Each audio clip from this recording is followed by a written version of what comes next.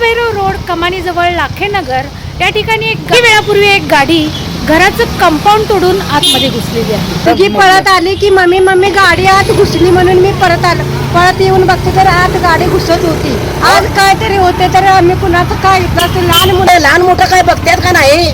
मोठे साहेब लोक आहे ती असले काय गरीबाची लोक पोरं बाळ आहे जरा इकडे तिकडे बघावं देखावं. गाडी सगळी चिपून गेली आत पळापळ झाली आणि कट्टा घातला म्हणून ही गाडी तटली इथं चूल होती तिथं पाणी तापवायची.